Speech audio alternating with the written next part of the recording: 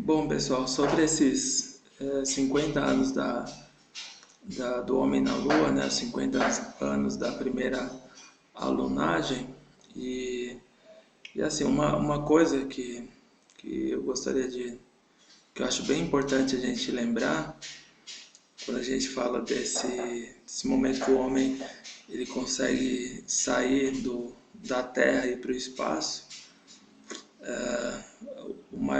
a maior descoberta para o ser humano, com certeza, ele se descobrir enquanto um ser pertencente a um lar que é esse nosso planeta, né? Esse nosso planeta e que a Terra é azul vista do espaço. Então, a gente conseguir reconhecer nossa casa e, e de repente começar a pensar a forma como a gente tem tratado, a gente está tratando essa nossa casa que é o planeta Terra. Se a gente pensar outras espécies de animais, e a gente não é diferente não é diferente de outras espécies, nós também somos uma espécie biológica, uma espécie, uma espécie animal, uma espécie biológica. Então a gente não é diferente de outras espécies. A gente de repente não tem nada superior a outras espécies aí. E outras classes de animais e outras ordens. E é como o Amir Klink fala, né? Quando a gente faz uma viagem, né? O velejador Amir Klink, ele tem uma frase que nos livros dele, viajando pelo Oceano Atlântico, ele fala que a gente, quando faz essas viagens, a gente dá mais valor à segurança do nosso lar, às coisas que a gente tem em casa e a gente às vezes não dá valor. Então a gente começa, quando a gente passa por essas dificuldades, essas adversidades, quando a gente sai do nossa proteção, então a gente começa, quando a gente volta, a gente dá valor nesse momento de estar em casa, poder tomar um banho, poder comer ter uma janta quentinha ali, ter um cobertor. E, e aí, essa descoberta do nosso planeta a partir do espaço, descobrir que a Terra é azul, conseguir enxergar nosso planeta como sendo azul e outras coisas mais e começar a, a pensar sobre a forma como a gente tem tratado nosso planeta e, e, e a biosfera e a nossa atmosfera também, que ela é muito tênue comparado ao tamanho do planeta Terra, a atmosfera. A Terra já não é um planeta muito grande comparado com outros planetas.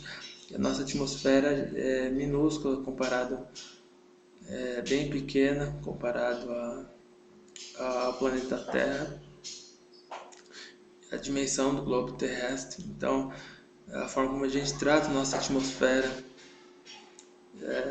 Então, essas coisas elas são bem importantes assim pra gente pensar. E um negócio que às vezes eu fico muito bravo assim, e a gente vê o nosso analfabetismo científico quando, quando a gente está nas cidades e as pessoas falam da questão dos mosquitos, aqueles mosquitos de dengue mesmo, aqueles mosquitos que enche o saco, que aparece nas nossas casas, aqui na minha cidade tem muito, em alguns lugares tem bastante disso e em todo o Brasil, né? E então os mosquitinhos da dengue, aqueles mosquitinhos lá, um negócio que eu fico muito bravo é quando as pessoas falam assim, tem mosquito aqui nessa casa ou nessa escola porque tem mato em volta. E isso eu fico muito bravo assim. E olha que eu nem sou biólogo, mas eu fico muito pé da vida, porque na verdade a maior praga que traz esses mosquitos é uma praga chamada ser humano e um negócio chamado casa que esses seres humanos fazem, né? E aí em cima da casa desses seres humanos tem dentro no telhado, em algum lugar lá em cima, tem balde com água, tem calha com água, então tem água limpa. E quando eu falo água, são 4 litros de água, 2 litros de água, 5 litros de água e até mais, que está em cima dessas construções que esse ser, que é uma praga no planeta, que é o ser humano, né? Ele faz essas coisas e aí a gente fala assim com a nossa ignorância, nossa, para a gente ver o problema da educação científica, né? Esse nosso analfabetismo científico, né? Por não ter um ensino adequado científico na escola fundamental e no ensino médio. No ensino médio não, porque já se desmembrou em especializações, mas principalmente no fundamental, né? Então a gente falar uma barbaridade dessa, falar que é por causa do mato, e o mato é uma bênção, assim, porque se você tem uma casa e tem mato em volta, você tem uma miríade e uma variedade de espécies de vida ali, de insetos, de joaninhas, de mariposas, de minhoca, taturana e todas essas coisas que de novo, por conta desse nosso analfabetismo científico, a gente acha nojento, feio, e, e esses seres são maravilhosos. Então, esses bichinhos, esses insetos são verdadeiros super-heróis ali, tanto no ponto de vista físico e mecânico deles, quanto do ponto de vista de seres vivos mesmo, né? Então eles têm toda uma evolução, são seres vertebrados, complexos ali e são maravilhosos, são os verdadeiros vingadores ali, os verdadeiros super-heróis. E a gente não valoriza isso. A gente acha que é mato, chama de mato. E na verdade esse mato em volta de casa que tem toda essa vida, ele também contribui para manter a temperatura dos ambientes. Então se você tem uma casa em volta tem mato, essa sua casa ela vai estar ela tem uma temperatura mais controlada. Se bate muito sol, em volta da sua casa vai estar mais fresco. E quando está frio, às vezes fica mais frio, né? Porque ele junta mais água, mas às vezes se for só mato baixo, as gramíneas, se eu não me engano, que o pessoal chama, então esses matos eles não tem tanto problema assim. Também eles não impedem muito a luz solar de entrar nos quartos. Então, diferente das árvores que são altas, que também controlam a temperatura muito bem.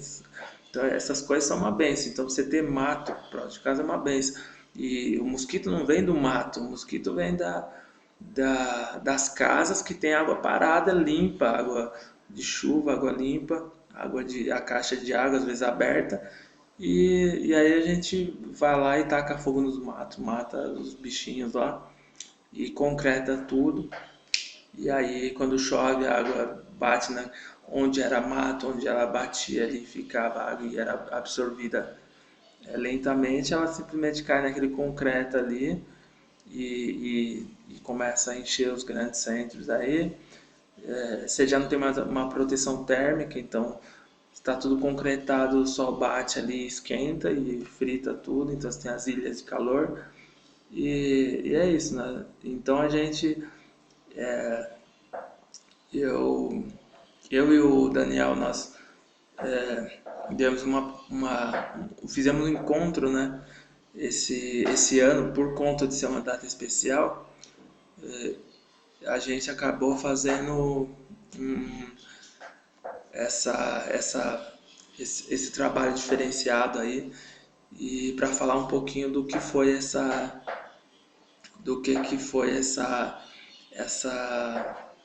esse período aeroespacial aí na década de 60 e 70. E então, e a gente e a maior, como eu posso dizer, a maior lição dessa nossa ida para o espaço é a gente conseguir enxergar a nossa casa como um lar cheio de vida e como se fosse um paraíso, assim, em meio ao silêncio do espaço interplanetário aí. Então é muito complicado esse negócio de pessoa falar que chamar de mato, e isso é muito, muito triste aí.